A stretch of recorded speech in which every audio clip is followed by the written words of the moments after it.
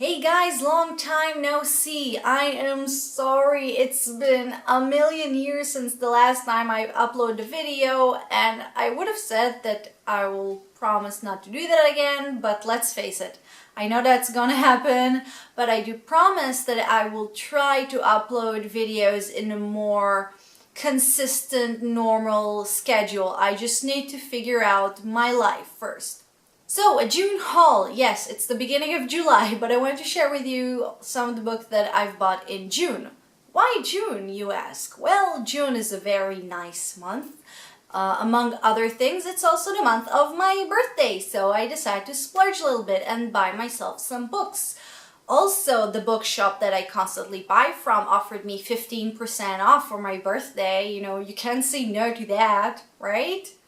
Now, yes, I know that I've done about 6 months ago a video about all the books that I have already on my shelf that I have to read before I buy new books, and there I allowed myself for every 2 books from my shelf that I read, 1 new book to buy. And I didn't really count, but I'm pretty sure I broke that promise. But I will not read any of the new books until I finish some books from here. And I am trying. I did a few reviews and books for my shelf, and I'm currently trying to read another book. It just doesn't go. You know, what do you do in that situation? Do you stop the moment you just aren't connecting with the book, or it's a little bit boring, or you give it a chance, or you never leave a book, you have to finish everything? Tell me, comment down below and tell me. So let's get into it. The first book is not an actual physical book, it's an ebook, but I do have some problems with the camera when I'm trying to show my tablet, the screen of my tablet, so I will not show it to you. I will just tell you that I bought a book from Amazon Kindle called The Book of Lost Things by John Connolly. I have no idea what it is about, but it sounds pretty cool. The title is pretty nice and it kind of caught my eye. I do know that the protagonist is either a kid or a teenager. I hope it won't ruin anything for me, and I don't know, I'll let you know once I read it. Okay, that was the only ebook that I bought. Next are physical books that I ordered from Talia, the shop that I usually buy from. And actually, one of them is not for me, it's for my husband. There's a chance that I will read it myself. That's the 7th, I think. Yeah, book 7 in the Temeraire series. I did a review on the first one that I read and I really liked, and my husband just continued to read all the sequels, and I didn't get there yet because I'm trying to read other things as well. But I bought him the latest. I mean, it's not the latest, it's the one that he hasn't read yet. So that's for him.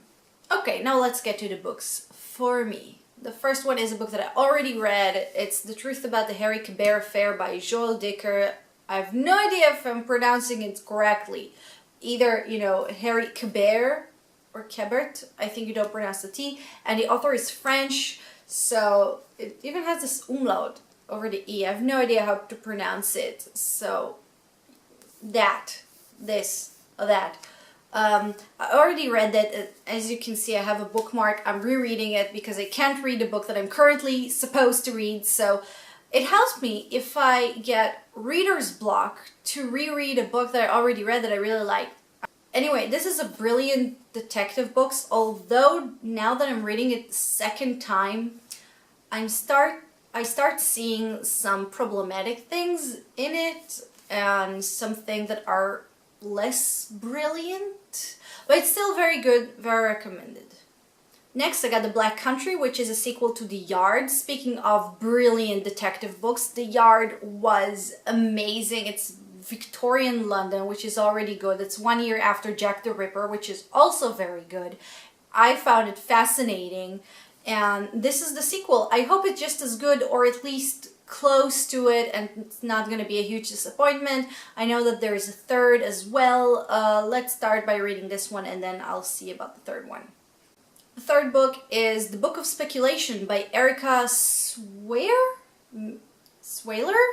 I'm not sure, I'm sorry, I'm bad at names in general. But this book caught my eye in a bookshop, and look at it, isn't it beautiful? And I like when the word book is on the title. I like books about books in certain ways. I found them interesting, and it was just beautiful. So, and kind of short, I decided to buy it, not to mention that it's pretty new. So hopefully I'll be able to give you a review of a relatively new book. So let's see how that goes.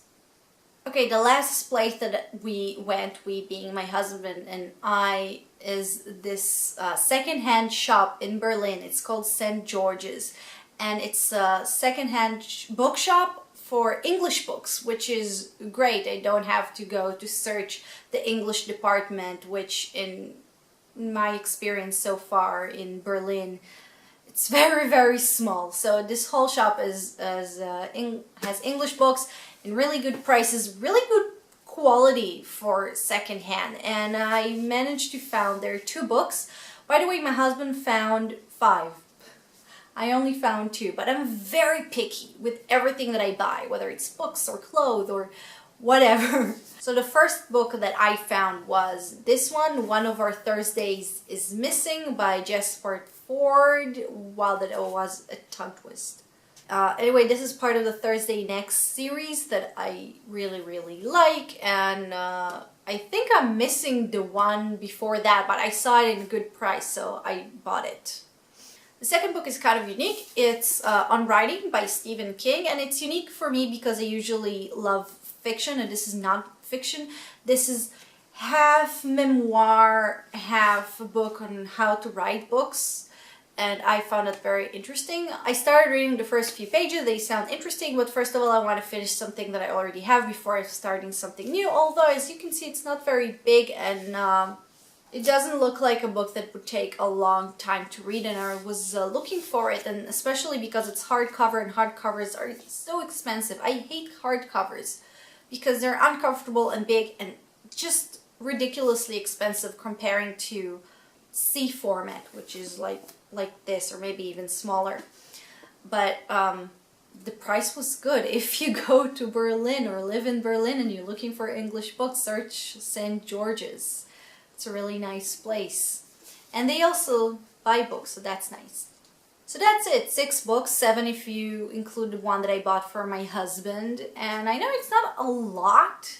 I know sometimes you get to see hauls, whether it's on books or something else, that are like huge, but as I mentioned, I'm very, very picky. So guys, like this video if you think it deserved it. And if you read any of those books that I hauled, just tell me what you think. No spoilers. So thank you for watching. Subscribe to my channel if you dare. And I will see you next time, whenever that will be.